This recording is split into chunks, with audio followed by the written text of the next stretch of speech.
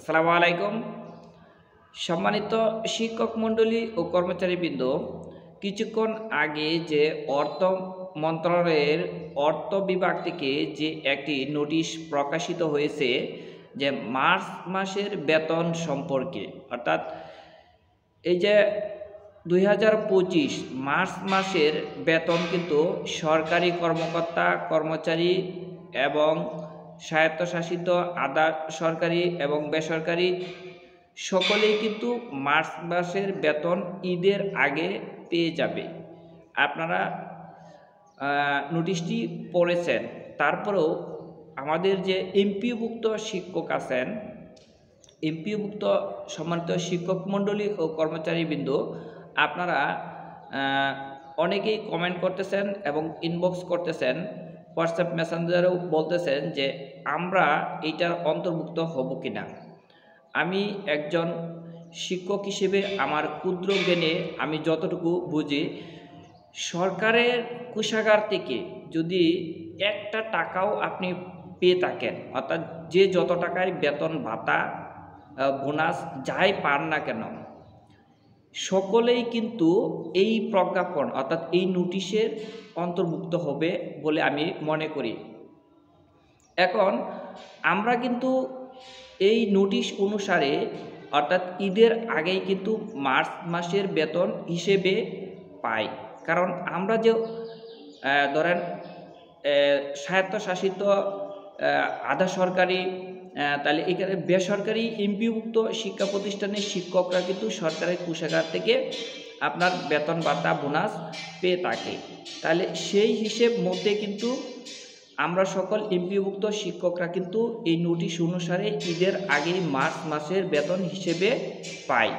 কিন্তু এখন কথা হলো, আমাদের যে অভিভাবক আছে, শিক্ষা মন্ত্রণালয়ের বিভিন্ন কর্মকর্তা এবং মাউসির যে বিভিন্ন কর্মকর্তা আছে, ওনাদের সৎ ইচ্ছা থাকতে হবে এবং ওনাদের যদি সৎ ইচ্ছার অভাব হয় তাহলে কিন্তু আমরা কখনোই ঈদের আগে বেতন মার্চ মাসের বেতনটা পাবো না।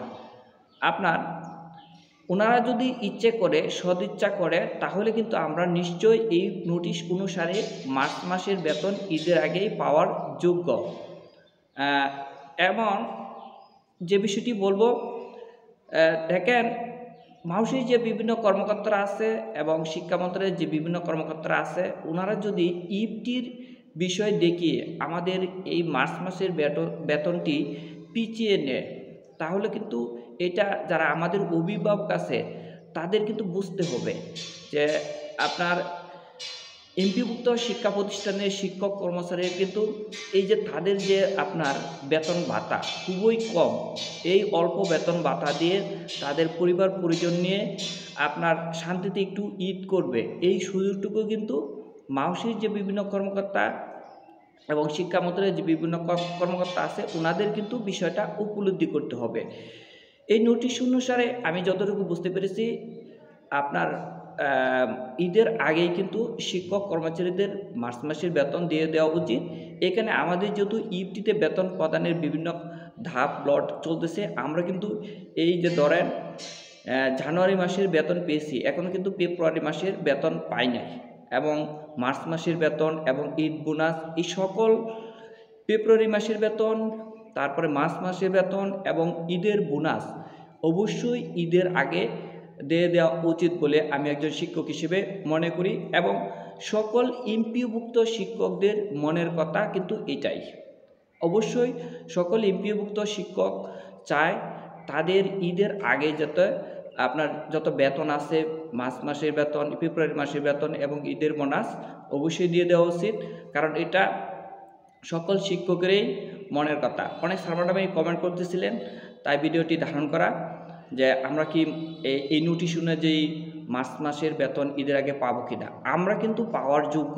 এখন আমাদের অভিভাবক যদি আমাদেরকে দেয় তাহলে অবশ্যই আমরা ঈদের আগে পাবো। সম্মানিত স্যার ম্যাডাম এবং কর্মচারীবৃন্দ, ভিডিওটি এখানে শেষ করব। অবশ্যই ভিডিওটি যদি ভালো লাগে, আমাদের এই ভিডিওটি যে ইউটিউব চ্যানেলে আপলোড করা হবে চ্যানেলটিকে সাবস্ক্রাইব করে রাখবেন এবং এই ভিডিওটি সকল স্যার ম্যাডামদের দেখার সুবিধা করে দেবেন, লাইক কমেন্ট শেয়ার করে। ধন্যবাদ সকলকে। আসসালামু আলাইকুম।